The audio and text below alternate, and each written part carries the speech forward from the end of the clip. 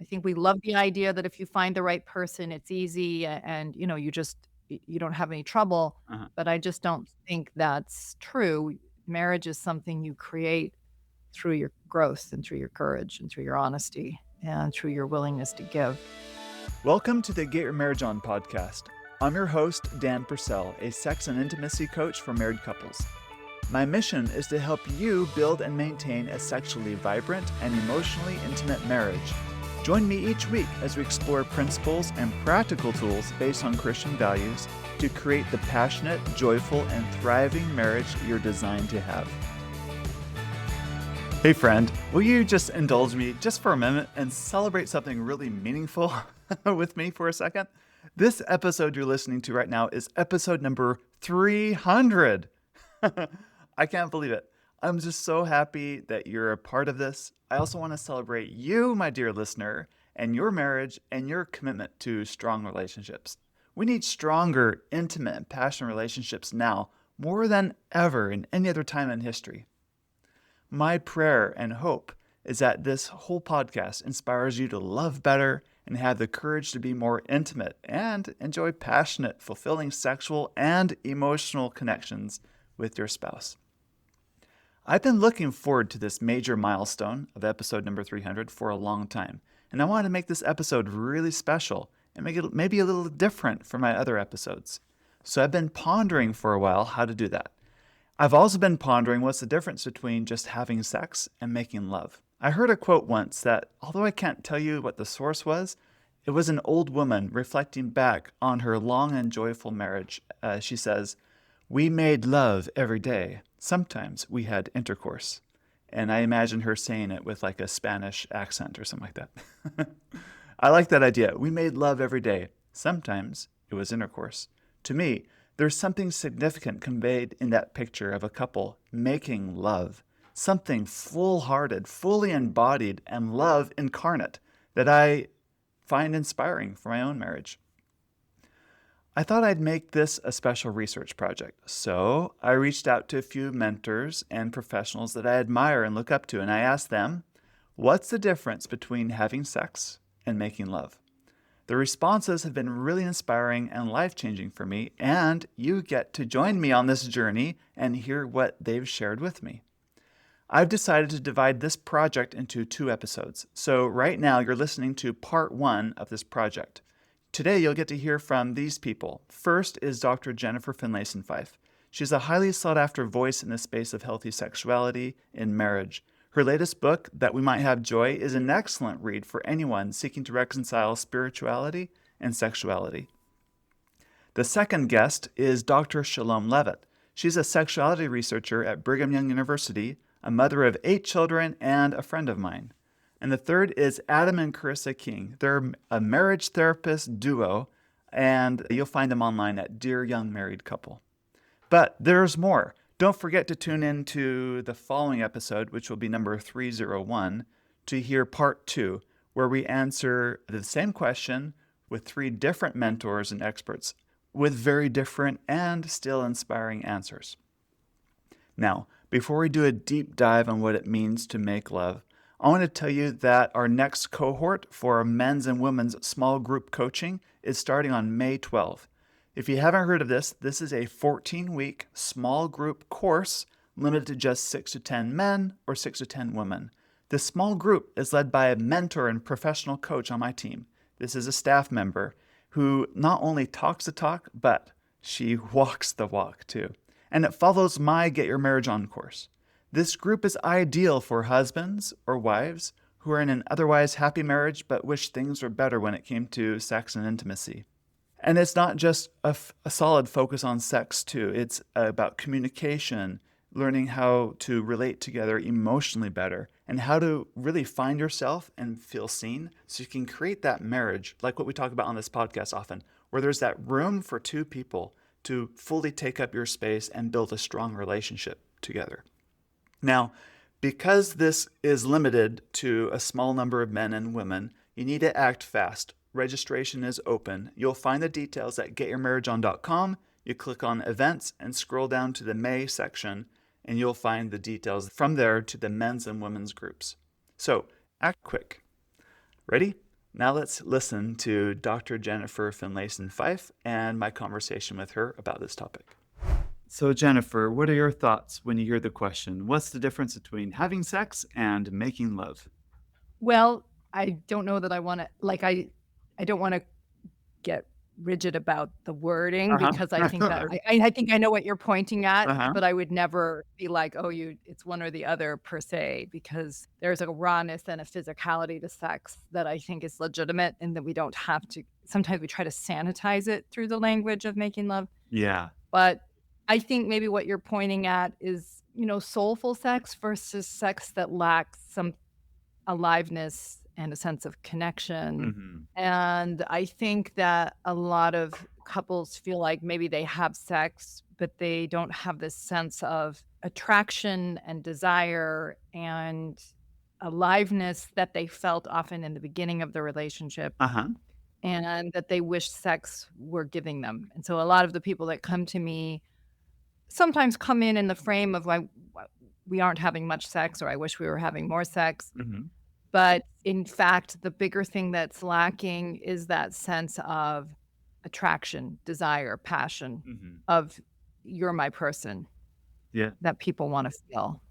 Does it mean something's gone wrong if early in the relationship you tend to have a lot of that aliveness, but now fast forward 10, 20 years, it's not quite there anymore? I wouldn't say anything's gone wrong. In fact, I might say it's pretty normal from a statistical point of view that people kind of lose that thread. They lose the aliveness, much because of what we do in marriage and in life.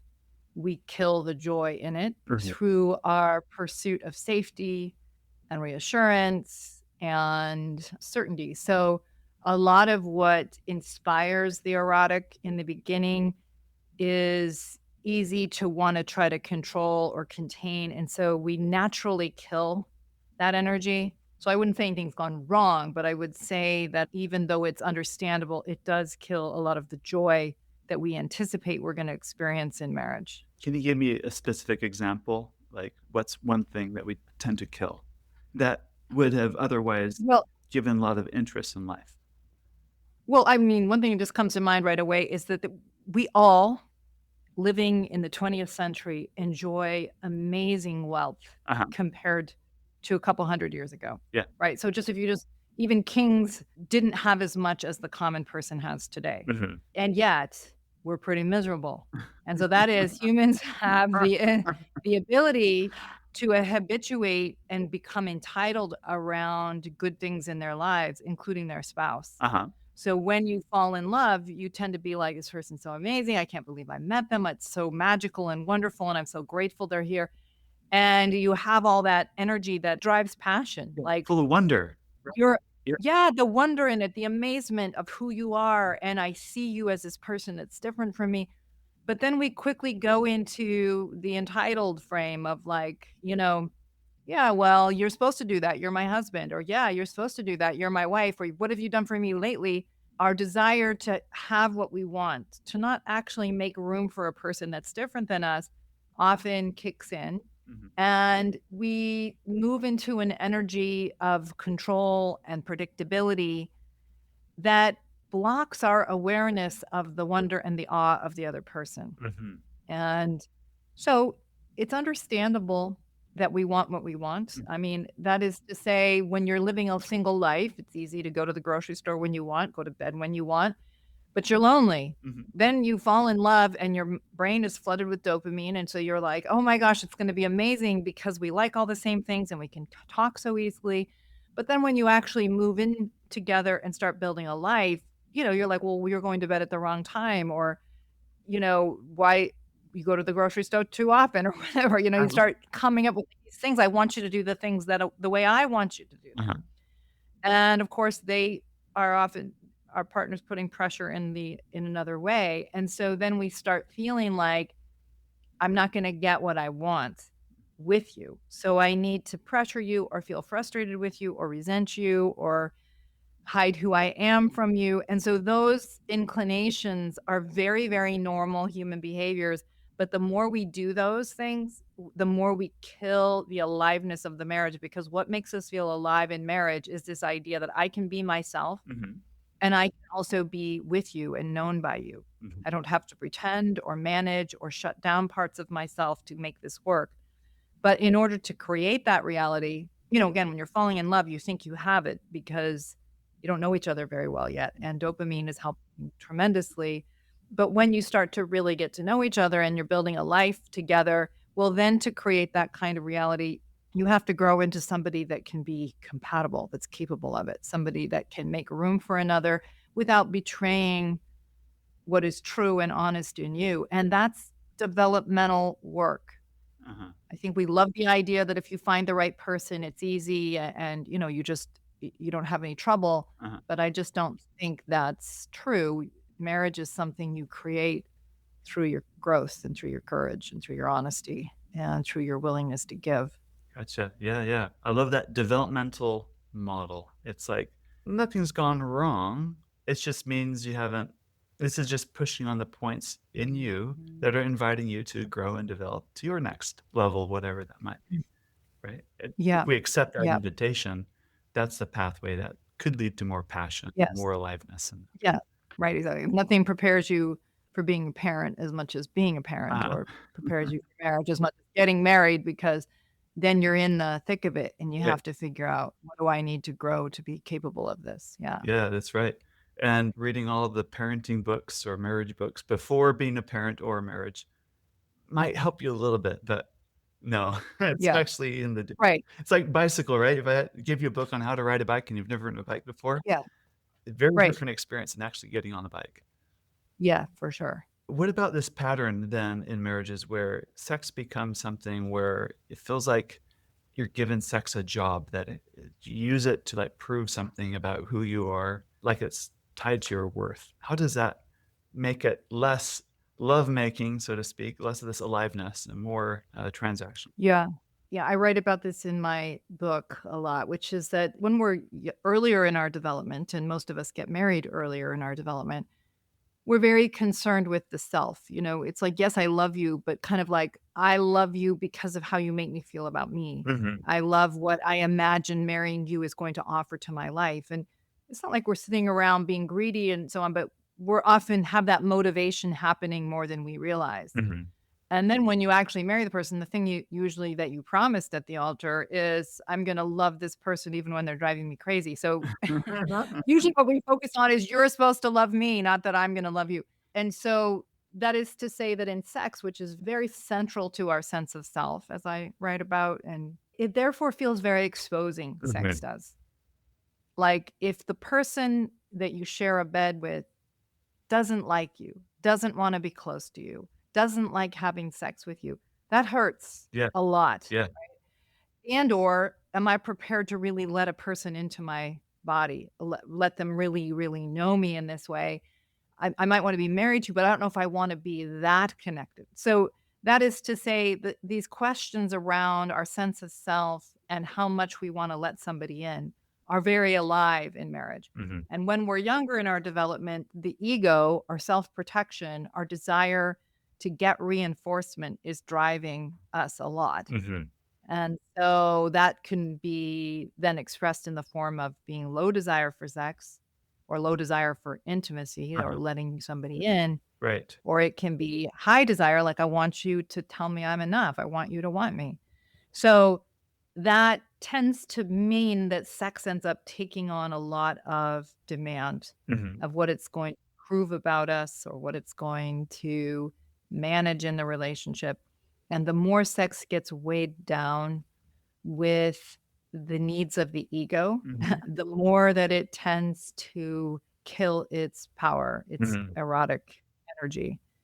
The more free we feel to be ourselves, the freer we feel to desire without feeling that we're gonna be judged or punished or whatever, then the better sex tends to be, the more alive it feels.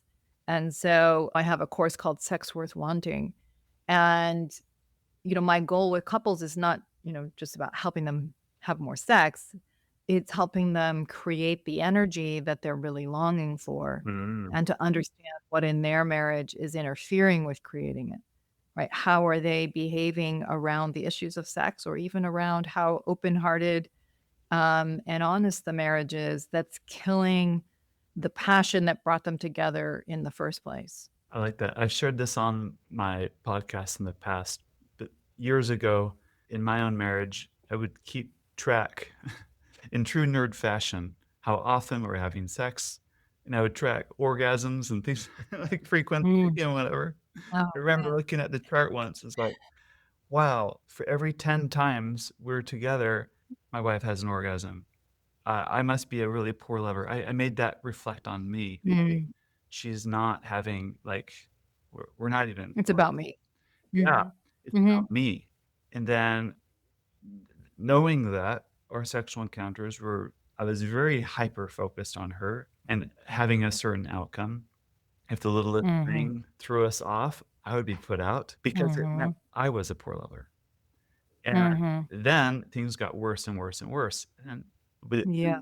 we didn't want to engage sexually at all because Yeah. now there's all this pressure that it Right. needs to be a certain way. Right. Right, and Pressure, it's gonna measure you badly and also measure her badly, yeah, basically. right, and my poor wife, she's like, "If I don't get an orgasm, he's gonna feel lousy," and I don't want him to feel that way, and you under that pressure, your body's gonna wanna respond, Yeah. right? Right. So counterproductive, and, Right. I And there's nothing realized free about it at all, right? It's no, all about right, measurement and success or failure, and he's gonna feel bad about himself, but he's also gonna feel bad about me right, because I'm not producing uh-huh, what will make him feel good. And yes, whenever sex is given that kind of a job, it kills the freedom in it. mhm, And, it's paradoxical, I think, because pleasure and desire thrive in freedom. yes. And marriage is not anything about freedom, right? Like we're like, you know, we're kind of containing and so on.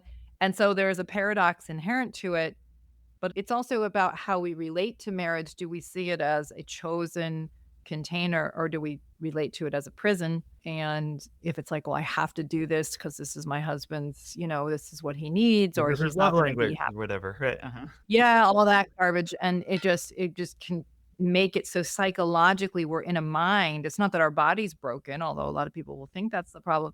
It's in fact we're in a mind that's killing eros Mm. without realizing it. Mhm.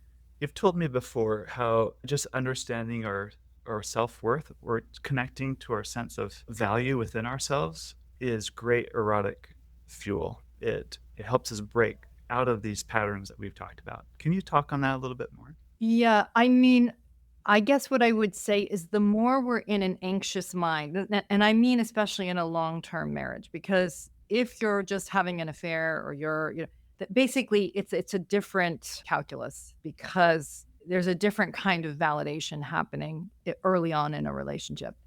But with somebody that really knows you, the more that you are measuring yourself through them, the less free you feel in the marriage, the less Mhm. free you feel to be yourself. The pressure then is to be more able to self reference. And a lot of people think that means being selfish, but that is that you can anchor more into your own mind, into your own thoughts, your own beliefs, your own feelings, and you can settle yourself. Mhm. The most powerful person in a room is the calmest person, the person that's most able to be anchored into themselves. They don't have to prove themselves. They're not trying to get attention. They're not reactive. They're settled, right? And so in a marriage, the more that you're in reaction to each other, the more you feel controlled by each other, because in a sense, you are being controlled by the other person. This is also true in sex because the more we can be at peace in our own skin, the freer we are to desire another person and to be known by them. Mhm. And so a lot of time when we're coming in with that, I'm going to measure myself around this encounter, we're in an anxious body and mind. And the more that we're settled down together and can bring something of ourselves into the encounter, the more alive and meaningful that it is. Right? You can't make love out of this anxious pursuit of approval. Mhm. Has to come out of some desire and gratitude for the presence of the other, some ability to love and value who they are, and that has to come from our center. And that's what we all long for in good sex, is to feel known and loved and accepted as we are, Mhm. right? That I don't have to prove anything. I can be here with you and be valued by you. That's what we most want. And that takes character development, both to be able to receive that kind of care and to be able to give that kind of care. I like that. That's good. Really comes down to that learning how to love and love well. Yeah, exactly.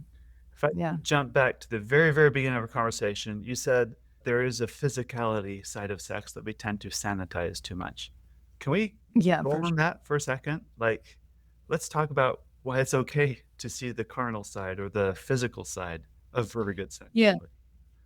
So in the last chapter, well, I have a How to Talk to Your Kids About Sex chapter, chapter 10, but chapter 9 of my book, I write about basically the value of the body, even for spiritual meaning, for psychological communion, because I think often in a Christian tradition, we tend to see the body as evil, the thing that pulls the spirit down. And I think a much better understanding is the Socrates idea that the body is an instrument of perception, that the way we knew we were loved when we were a baby was entirely through the language of the body. Yeah. That's how you knew you were safe, that you were accepted, that you were cherished, that you gave your parent delight in You were? just being alive. It was all through the physical. There was no, verbal in the beginning.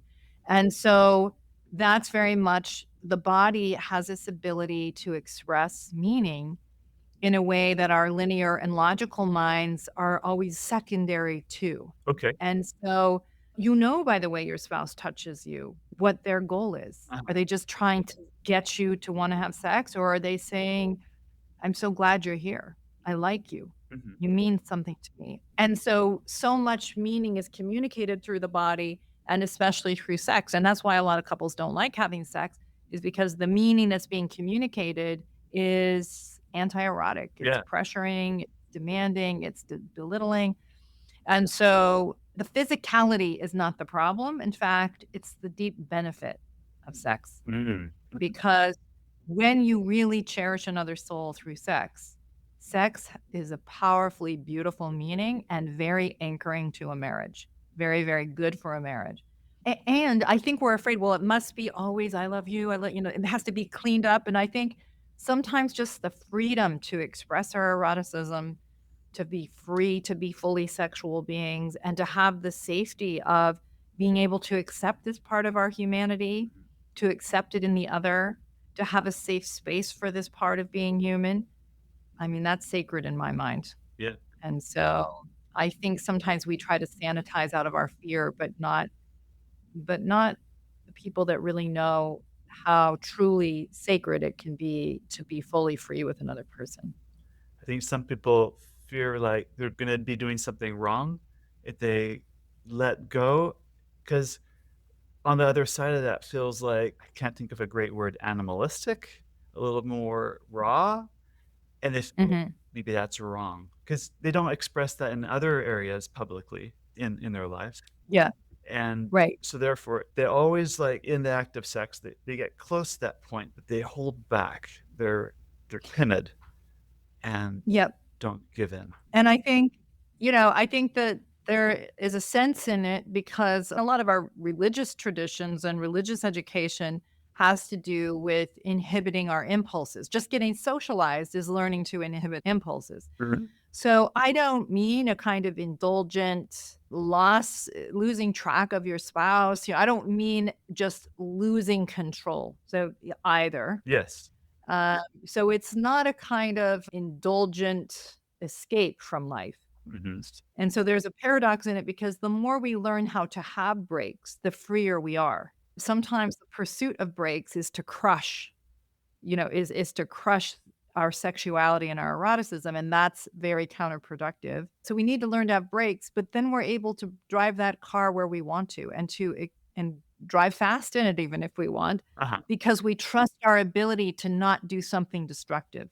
Ah. So in the book, I write about learning how to ski. Like the first thing you're learning is how to, stop, okay? Uh-huh. Because you don't want to get on that slope and just crash into a tree. I was But on the other worried about my hand, kids skiing and teaching them how to ski, and that's once they know they can yeah, stop, then they feel like they can go fast. then they Yeah, yeah. start having some freedom with it I and know. freedom to experience the pleasure and the glee even of going down that mountain because you're not just out of control. You're Mhm, able to make choices, but then you're able to experience pleasure in a much deeper, richer way because it's not an indulgent, I'm just taking care of myself here.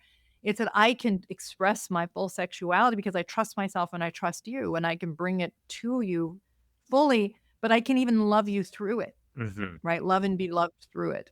And so sometimes we make it that, oh, any suppression is shame or any kind of real pleasure is indulgent, and I think both of those ideas are wrong. Very good, thank you. The next expert I interviewed is Dr. Shalom Levitt. She is a friend of mine, a mentor of mine, and she's a sex researcher. Her published works have been cited over thousands of times. And so she really knows a lot about how a lot of people relate to sexuality. So her insights were really meaningful to me. You'll get to hear what she says next. So, Shalom, when you hear this question, what comes to mind? What's the difference between having sex and making love? The first thing that kind of popped in my head was I was teaching a bunch of therapists last fall, and they like over and over and over just kept saying, we are being flooded with middle aged couples who are coming in, and the woman most likely is just saying, I'm done. I mean, we're Hmm. going to get married, but I'm not having sex anymore. Hmm.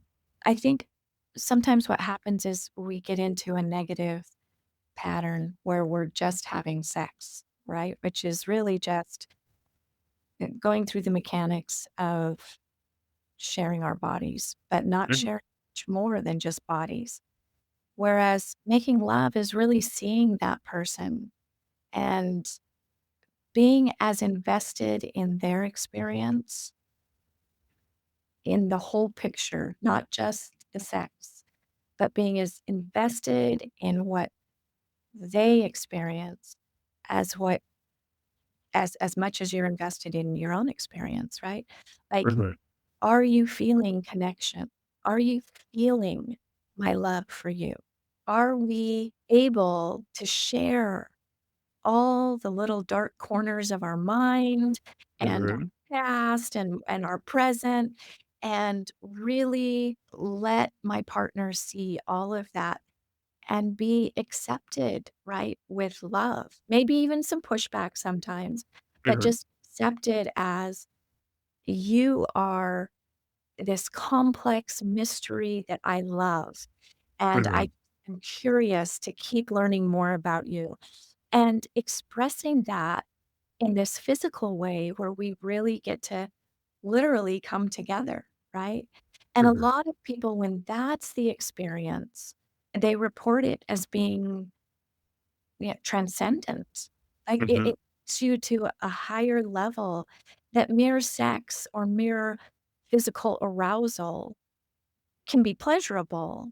But it's almost like Dr. Sue Johnson describes some people who are connecting physically, but it's almost like they're not really there. It's Hmm. like they're having this sensation-based experience, but there's nothing emotional and just deeply connecting that's Hmm. occurring in the experience. Not really awake in it Yeah, or, right. in it, right. Uh-huh. Yeah, and that's what we're really hoping happens when we have sex, is that Right. it is this creation of Mhm. love, right? Of this deeper purpose.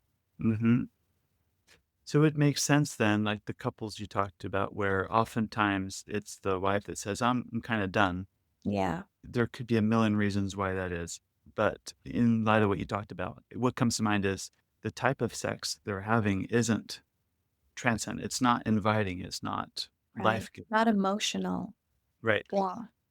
I mean, I think especially women, I mean, men too, we Mhm. know from research, but especially women report that the emotional part of sex is so critical. In Right. fact, when I do studies and I have emotional connection as one of the variables, it will use up the most variability in sexual satisfaction and Mm. relational satisfaction. That seems to be the biggest indicator of high quality sex, high quality relationship. Are we emotionally connected? I've done a study where women would report having orgasm pretty consistently, but Mhm. they reported really low satisfaction. So Gotcha. we can get really hung up on the physical part of it and miss the important part of it, which is connecting. Yeah, yeah. That's huge. We're talking about outside of the bedroom, inside the bedroom, Yeah, everything both. in between, all of this. Yep. It's not a to-do list. It's this ongoing investment in another person Yeah. is what I'm getting from that. And it can't be faked, right? It's not like we can look at it and say, "Well, if I have an emotional conversation with her, then I'm gonna get sex," right? It's not transactional. No. It's because we truthfully, like, just want to be with this person. We're curious about them.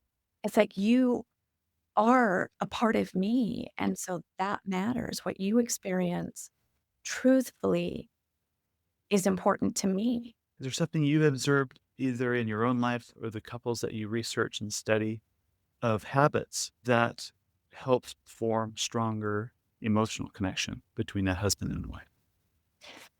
Yeah. What is surprising maybe for some people is that it's the little things. It's like every day connecting with that person, not letting a day go by. And in fact, if a day does go by saying, "Oh, I am feeling like a little distance from you because we didn't have 5 minutes to connect yesterday. Let's not let that happen again."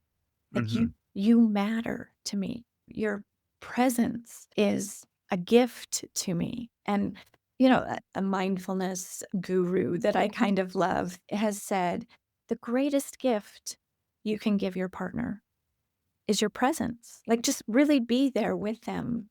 Mhm. 5 minutes. It doesn't have to be a long thing, but these little moments of connection are the foundation of a high quality relationship. And it's so easy to ignore and just get caught up in jobs and kids and callings and, all of those things Mhm. and kind of forget this person who you are creating a marriage with. Mm. I gave this example to my class. Early in my marriage, I was just trying to really focus on like admiring my husband. And Mhm. I wrote down a whole list of things that I really admired about him. And I cut them into little strips and folded it. And I would put them in different places that he would come upon them, like in his Uh-huh. or in his wallet or his glove compartment. And whenever he came upon one, I would get a call and he would Uh-huh. say, "Thank you so much," And so it kind of created this two-way connection for us Yeah. to just say, there are small things that maybe we overlook sometimes, but it matters. Right? Mhm. That's great. I love that idea. That's really sweet. Yeah. And I think little things like that create a culture in your relationship of just mattering to each other. Like you described that as a culture in your relationship. And that's formed through like maybe little rituals that you do too. Yeah. Like Yes. couples that, I don't know, they brush their teeth together every night. They were gonna, Yeah. right? Or whatever. It might be something small, might be silly to others, but like we have a little ritual or we pray together or Yeah. we take time to talk. That Yeah. we make it an effort. That's what I'm hearing is Exactly. You can also do big things, and those are fun too. And I think those are kind of necessary every so often, like just even to have something to look forward to. Like, what's our next big thing that we're going to really have time together? Whether it's a date or uh, whether weekend away, or a project that you're gonna or do project. together. Yeah. Yeah. But make the effort to say you're worth making the effort for. And when they're on the date to be present with each other. Yeah. Yeah. And I mean, I don't know how you are, but that's hard for me sometimes. You have to, like, set time aside and say, "Yeah, we'll come back to that. It is important in our lives, Mhm. but this time is important too." That's so good. I really just love emphasizing the emotional side of sex Yeah. because we sometimes in our culture, in our larger culture, Berated. there's always, oh, try these positions to ramp up your sex life. And in reality, the sexiest thing you can do with your partner is to like reveal yourself, to say, here's a part of me you don't know about. And I want to share it with you. I'm going to trust you with this Private one parts, part of right? myself, or Yeah. this afraid part of myself, or this dreaming part of myself, whatever it is. I'm going Uh-huh. to trust you with that because I love you and I want to grow closer and I want to be vulnerable and I want you to be vulnerable, right? That's pretty sexy. Yeah. It reminds me of something that happened just a couple weeks ago between me and my husband. We were having a little disagreement about something I had said, and he took it in a way I didn't intend. And we were both kind of like just button heads a little bit. And we were going to a play. And so I was just going to kind of brush it under the carpet and enjoy this play. And he came back from getting the tickets and he just kind of held me by my arms, my shoulders, Right. and he said, "I just want you to know that I love you and I love being around you, and you're one of my favorite people." And whatever the disagreement was about, it just kind of like melted because he took it to a higher level where he revealed, this tender emotion he had about himself. And I felt so close to him, even though, we didn't necessarily resolve the conflict. Mhm. Uh, but he took it to a higher level and reminded us of why we're working on a marriage. And that was pretty darn sexy. Oh, I like that. As you say that, I just think of Jesus's mission was to bring people to a higher level, all of us to a higher level too. Ultimately, it's not the checklist of to-dos and don'ts. It's matter of the heart that we're bringing, kind of in that spiritual sense, right? Like Jesus's teachings. I think marriage requires us. It's a calling to a higher level, Yeah. to, to see the higher self. Kind of like what your husband did in that Yes, moment. exactly. I mean, Yeah. learning to love people is difficult. It is a skill that takes some real work. It takes some real, like, gut checks for myself, and it takes, like you're saying, it takes some real vulnerability with your partner. And I'm sure that was really vulnerable for David to say that to me in this moment of contention, but he did, and it completely changed the dynamic. And he was showing how to love at a higher level. Mhm. That's really good.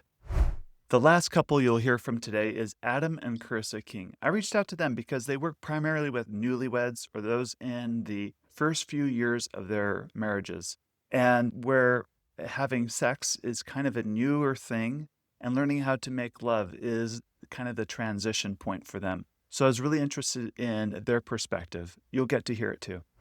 So, Adam and Carissa, what would you say is the difference between having sex and making love? It's all about meaning. It's the Okay. meaning that you make in the sex.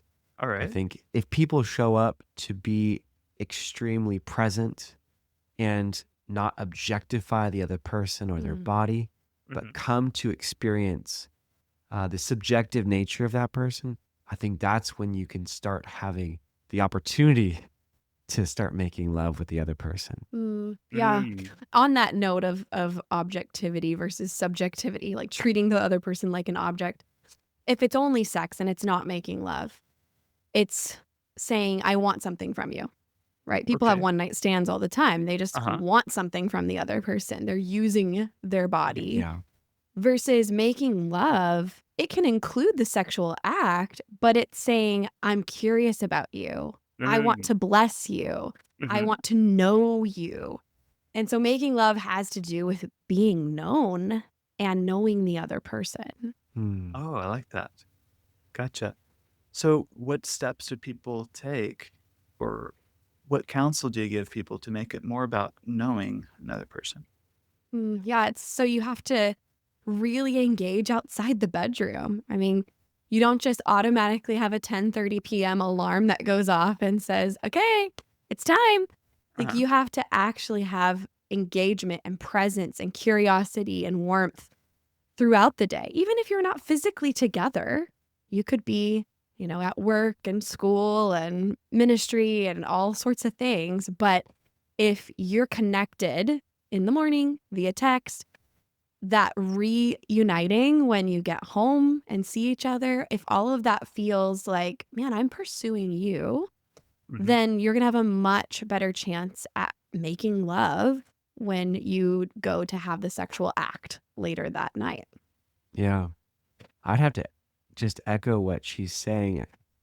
I think when people are listening to podcasts around sex, a lot of times they're thinking about the bedroom, but people who work with a lot of couples around this, we know that sex extends far beyond the bed. Mm-hmm. We can't help but look at, what does the relationship look like? Mm-hmm. Do Mhm. both people feel like the other person is for them? Mhm. Are they in it for themselves to get what they like? Are they being selfish? If I'm just Mm-hmm. waiting for this other person to serve me, well, sex is not going to be great. But if both people are looking to serve the other person in the best way they can, and they're curious and they're intentional, it's putting yourself toward the other person. When I look at definition of love in the Bible, 1 Corinthians 13, it says love is gentle, love is kind, love is not envy, it does not boast, it is not self-seeking. It's like all those things.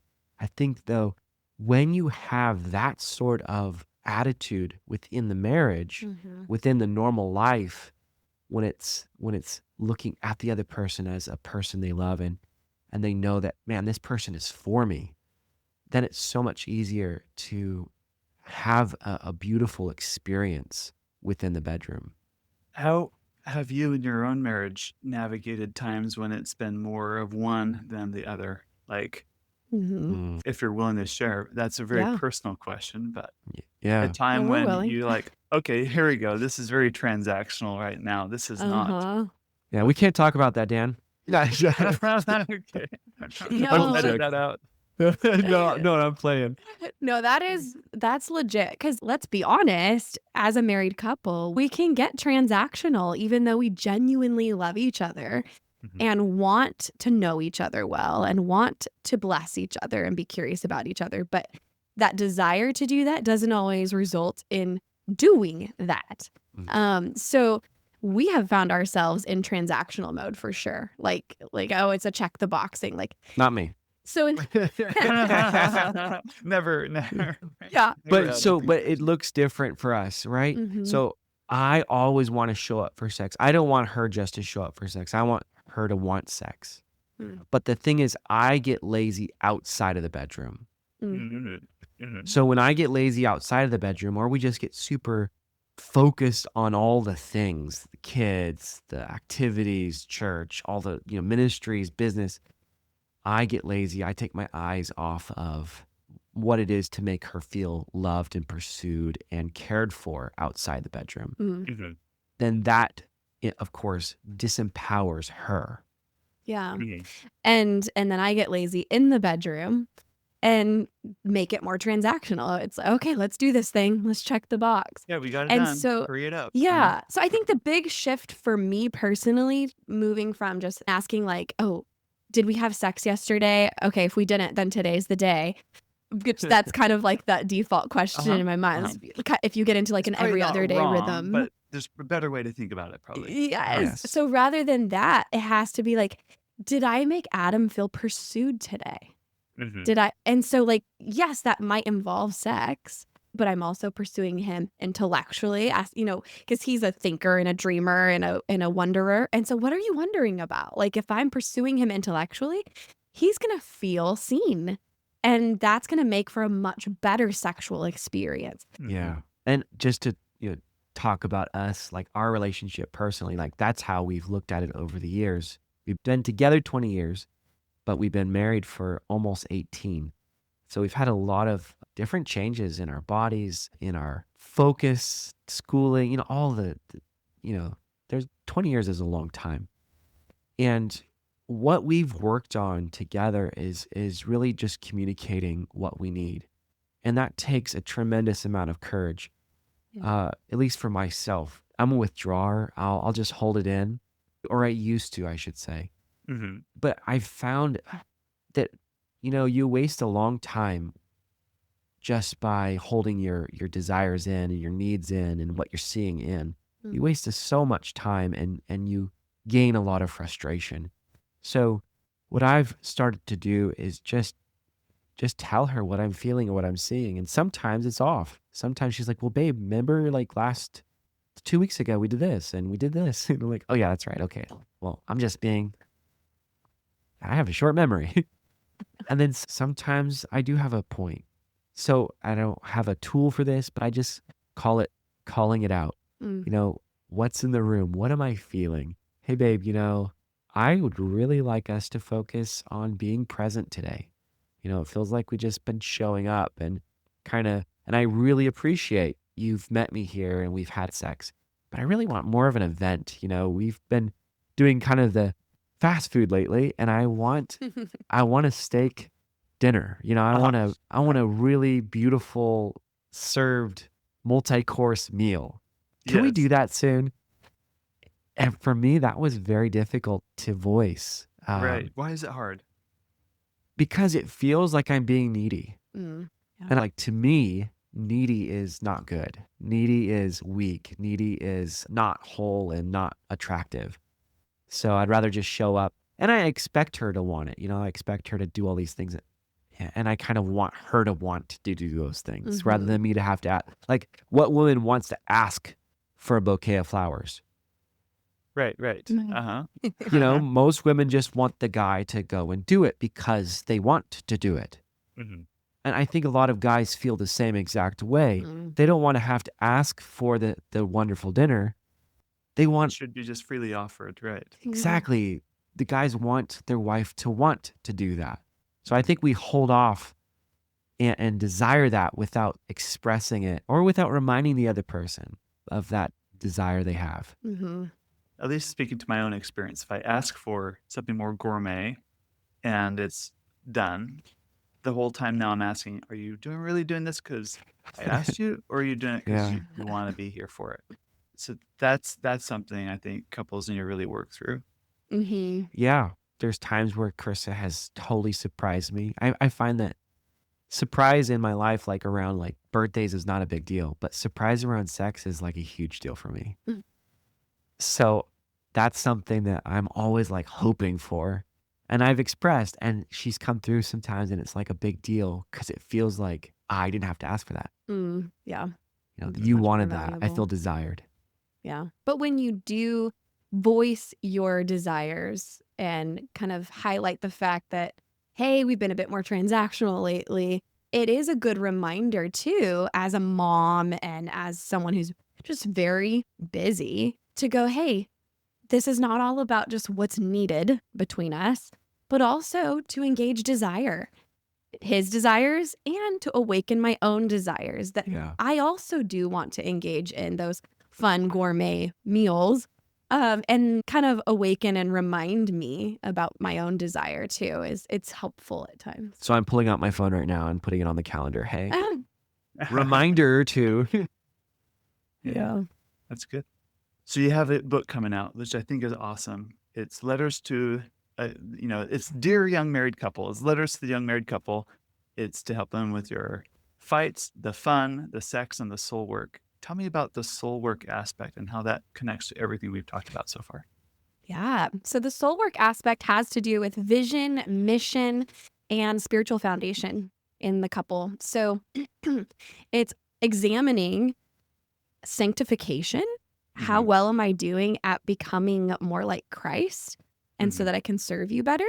And Mhm. it's also looking at, how does the fruit of the Spirit show up in my life and in Mhm. my marriage? But it's also looking at casting vision together as a couple. What's the blueprint that the Lord put on our lives as a couple? I think Gottman has shown too through research that that couples that have a purpose beyond just them have much stronger marriages, even if their communication is so-so, or some of the other aspects of their marriage are so-so. If they have something that connects them beyond the marriage, it becomes a powerful force, keeping them together, keeping them happy and focused. So rather than making sex this checklist item, if we are in covenant, we are unified in our vision and our mission. When we have sex, it's much more than just an act, but it's binding, it's covenantal renewal, and it helps us to really invest in each other's experience, and it fuels the fire for what's next. That's great. All right. Thank you for listening to part 1. This research project continues in part 2, which is episode 301, where you get to hear from Dr. Alexandra Stockwell, Ali Bullock, and Trevor Hansen. Now, if you would like professional help and coaching to take your marriage to the next level, you can work with me and my team. You'll find these details at getyourmarriageon.com, and don't delay. Make your marriage great now. Don't put it off a year. Don't put it off 3 years. Don't put it off 5 years. Make it great today. Again, thank you for listening. Please share this episode with your married friends, and meanwhile, it's your turn to now go get your marriage on.